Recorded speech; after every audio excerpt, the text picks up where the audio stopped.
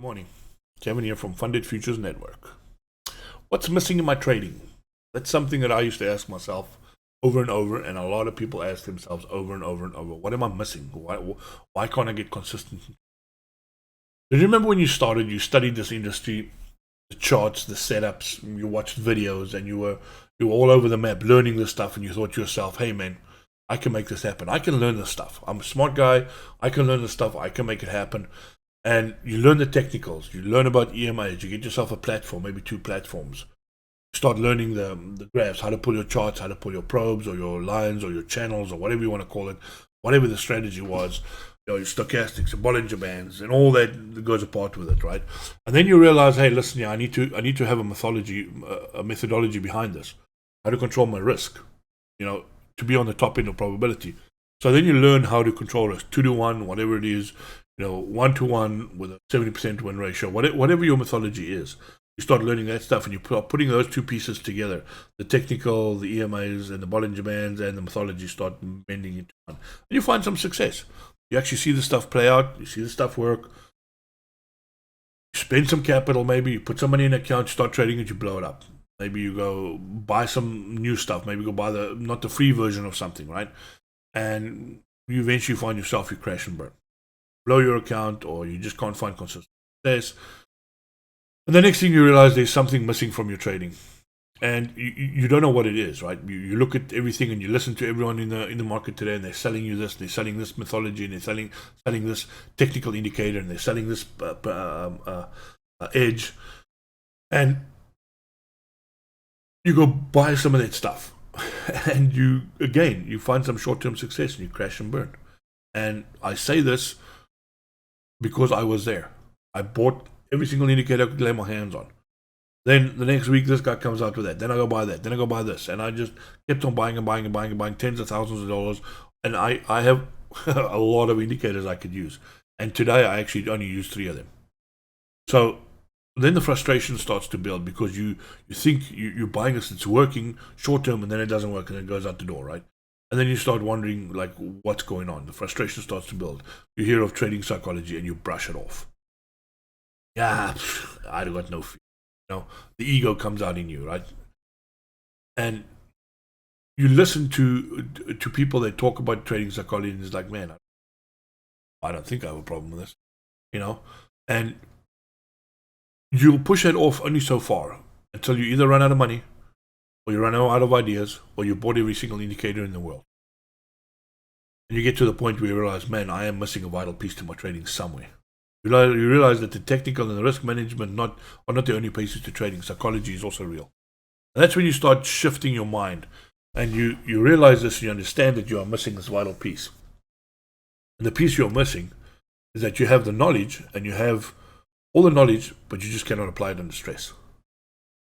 We're not created to think in probabilities. We were never created that way. And the market works in probabilities. And what we learn when we grow up, what we learn in business and athletics is, all the everyday stuff, is you can make things happen. You can force success by repetition.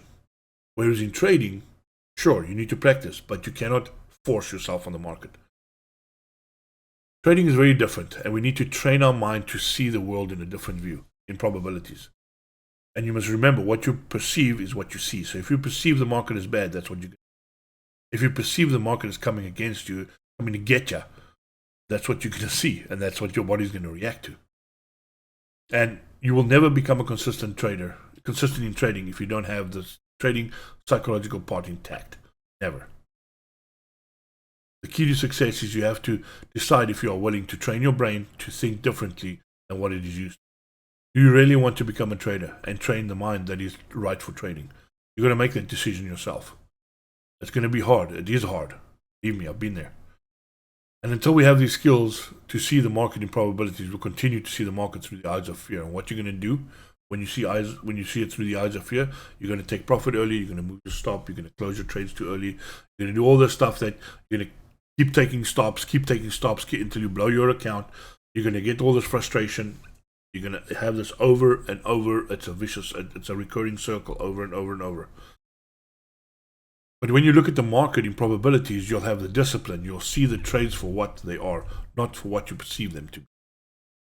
I'll read that again. If you look at the markets in probabilities, you will have the discipline and see the trades for what they are, not what you perceive. You will no longer focus on being right or wrong. And that is a big problem with all of us. The ego, it gets in the way. We want to be right all the time. We want to win. We want to get this money back that we lost, right?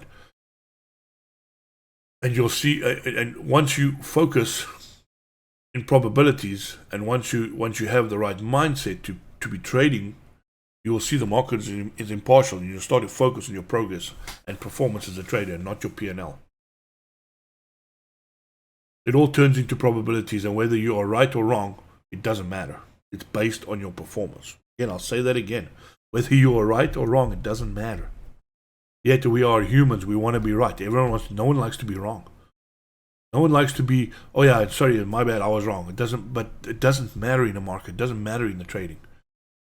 Because it's probabilities. You need to be on the right side or on the wrong side of probabilities, and that is what it is. 70% of the time, or even 50% of the time, if you have the right risk management, you can be 50% of the time wrong and still make money. Deciding if you want to be a trader and learn the skills it takes to have trader mindset is where it starts. You got to decide if you want to be a trader. You got to decide if you want to take that step and become a trader. There are three aspects to trading: it's technicals, psychology, and psychology. Psychology is, unfortunately, usually the last part a trader learns before he becomes consistent, because it's the last part that touches your ego right down to the core of who you are. And this is the reason people put it off, because it touches you right to the core of who you are, and it'll teach you stuff you don't know about yourself. It'll reveal things about you don't know about yourself. You're going to make that decision if you're willing to make that transition from thinking in fear and seeing the market through the eyes of fear, seeing the eyes through probability. How do you do that? You get with a mentor. Get yourself a mentor that knows what he's doing, knows what he's talking about, that has been through this part of trading. You latch on to him and let him train you, let him teach you. Let him teach you how to train your mind to be a long process, tedious process, but that's the missing thing in your trade. Thanks for watching, and like and share for more.